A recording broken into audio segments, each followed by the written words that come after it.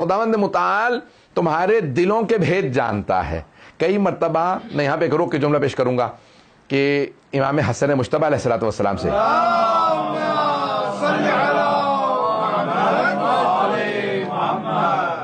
فرماتے ہیں کہ میں اپنی والدہ کی دعا سن رہا تھا تو میری والدہ پوری رات دعائیں مانگتی رہیں, میں بھی بیٹھ کے اپنی والدہ کی دعا سنتا رہا, بہت کم سن ہے. تو جب صبح ہوئی تو کہا, میں نے اماں سے کہا کہ اماں پوری رات میں نے آپ کی دعائیں سنی, آپ نے سب کے لیے دعا مانگی, پروردگارہ سلمان بیمار ہے صحت دے دے, ابو ذر کے گھر میں فاقہ ہے اسے کھانا دے دے, مقداد کے بچے بیمار تھے پروردگارہ شفا دے دے. اماں آپ نے پوری رات اوروں کے لیے مانگا, نہ میرے لیے کچھ مانگا, نہ میرے بھائی حسین کے لیے, نہ ہمارے بابا کے لیے. کہا بیٹا تم میرے دل میں بستے ہو, جب میں اوروں کے لیے مانگوں تو خدا جانتا ہے میرے دل میں تمہارے لیے کیا ہے. تو بی بی پوری حکمت سمجھا رہی ہیں. وہاں پہ آخر میں بیوی کا جملہ ہے بڑا مشہور و معروف, اور وہ اس کو اپنے پلے سے باندھ لیجیے, بچے کو یاد کرا دیجیے گا. عربی میں کہوں گا 40 حدیثیں یاد کرنے والا روز قیامت فقیہ شمار محشور ہوگا, تو 40 میں سے ایک حدیث یہ بیوی کی یاد کر لیجیے, تو سب کے سب ذہنوں کے اندر رہے. یہ الفاظ میں عربی میں پہلے کہوں گا, الجار ثم الدار, جار کہتے ہیں ہمسائے کو, ثم الدار پھر گھر والے, پتہ نہیں لوگ ہیں یا نہیں, پہلے ہمسایوں کے لیے نیبرز فرسٹ, پتہ نہیں لوگ ہیں یا نہیں. بی بی فرما رہی ہیں پہلے ہمسایوں کے لیے پھر گھر والوں کے لیے. ہوتا کیا ہے, ہم جب دعا مانگنے بیٹھتے ہیں کئی لوگ کہتے ہیں دعا قبول کیوں نہیں ہوتی, ہم الٹی ترتیب, پہلے اپنے لیے مانگے پروردگار مجھے گاڑی دے دے, میری بیوی کو صحت دے دے, بچہ امتحان میں پاس ہو جائے, بیٹی کی شادی ہو جائے, پھر بھائی کے لیے مانگا, پھر ان کے بچوں کے لیے مانگا, پھر دور کے لیے, پھر مومنین کے لیے, پھر آخر میں ہمسایوں کے لیے. بی بی فرما رہی ہیں کہ بھئی تم غلط ترتیب سے آ رہے ہو, پتہ نہیں لوگ ہیں یا نہیں, ترتیب غلط ہے. پہلے دوسروں کے لیے مانگ لو, اپنوں کی تو خود بخود سنی جائے گی. تو یہ فلسفہ بی بی سمجھا رہی ہیں. پوری دعا کا جو نظام ہے, ہوتا یہ ہے کہ ہم اپنے یہاں سے شروع کرتے ہیں, اپنے سے شروع کریں گے, پھر اپنے اہل و عیال سے, تو عزیزان گرامی نہیں, حکمت یہ ہے کہ دوسروں کے لیے پہلے مانگیں تو خود بخود اپنوں کے لیے دعا قبول ہو جائے گی. تو اب کئی پہلو ہیں دعا کے جو آج میں پیش کرنا چاہ رہا ہوں. انشاءاللہ تعالی ہر روز کچھ نہ کچھ نئے کوشش کر رہا ہوں کہ نکات لے کے آؤں آپ کے لیے. تو عزیزان گرامی اب یہ عجیب و غریب انداز ہے کہ اللہ خود کہہ رہا ہے ادعونی, دعا مانگو, مجھ سے مانگو تو صحیح, مجھے عطا کرنے کا ڈھب بھی آتا ہے, انداز بھی آتا ہے, وہ بے نیاز ہے. بھائی دیکھیں مثال کے طور پہ ایک تھوڑی سی بات پیش کروں آپ کو, میں اگر سمجھا پاؤں کہ ایک شے میں اپنے پاس سے کسی کو دے دوں, مثال کے طور پہ اپنی انگوٹھی اتار کے دے دوں. اب میرے پاس مثال کے طور پہ 5 انگوٹھیاں ہیں, تو ایک کم ہو جائے گی, ایسا ہے یا نہیں؟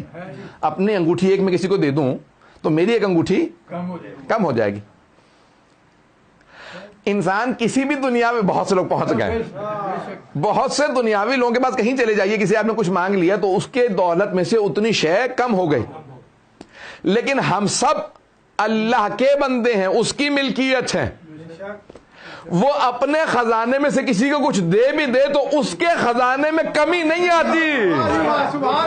بات پہنچی ہے نہیں پہنچی؟ امام معصوم علیہ السلام کا فرمان ہے پروردگارہ تو دے بھی دے گا تو تیرے خزانے میں کون سی کمی آ جائے گی, تیرا تو خزانہ ویسا ہی رہے گا. پتہ نہیں لوگ پہنچے یا نہیں پہنچے.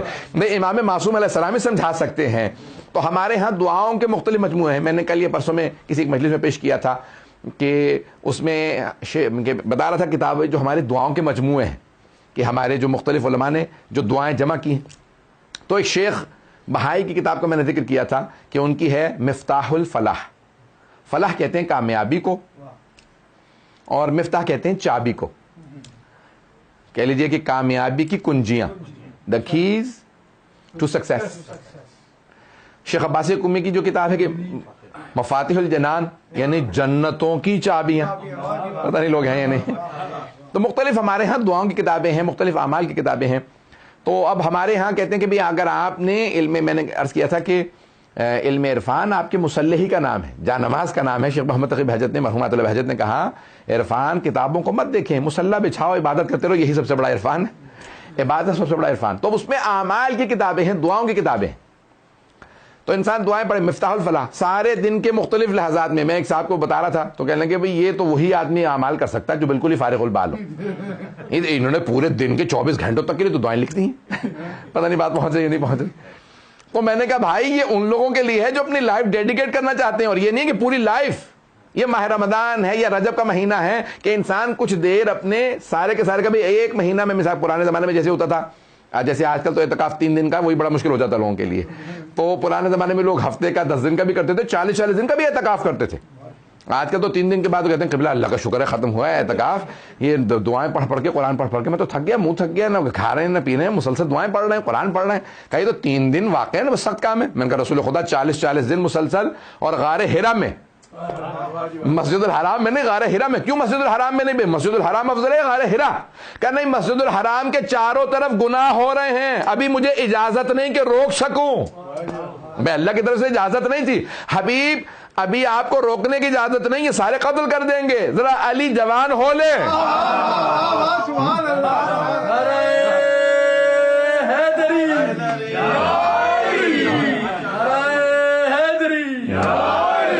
اور فرما رہے جانے گرام کہ میرا علی جوان ہو لے. تو اور کتنے جوان ہونے کے لیے, 18-20 سال کے نہیں, 9-10 برس کے ہو جائیں, علی اکیلے سب کے لیے کافی ہیں.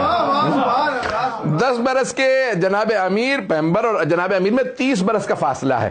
40 برس کے سن میں پیمبر نے اعلان رسالت کیا, جناب امیر ہر جگہ ساتھ پتہ نہیں لوگ ہیں یا نہیں, ہر جگہ ساتھ. اور یہاں تک ملتا ہے کہ نہیں میں اکیلا جاؤں گا, یا جب غار ہرا میں تھے 2 جملے پیش کر دوں, اس کے بعد یہ 2 جملے ہیں کیونکہ اب آپ لوگوں نے ماحول بنایا تو آگے بڑھوں گا. تو اب جناب سرور کائنات غار ہرا میں اعتکاف کے لیے, اور جناب خدیجہ اور جناب رسول خدا نے پالا تھا جناب امیر کو, گود لے لیا تھا. جناب ابو طالب سے کہا کہ چچا جان آپ نے مجھے پالا ہے, اپنا بیٹا مجھے دے دیجیے.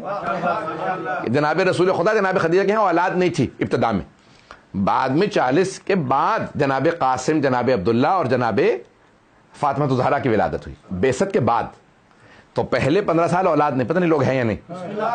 25 برس کے تھے پیغمبر اسلام جب شادی ہوئی, 5 سال اولاد نہیں ہوئی. 30 برس کے تھے جناب امیر.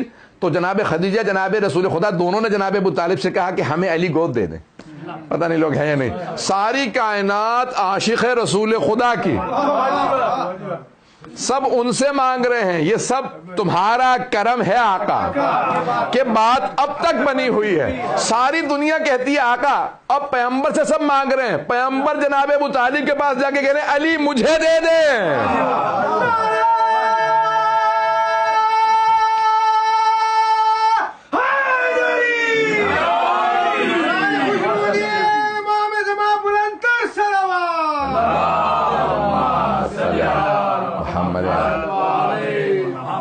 توجہ ہے نا جانے کی رام.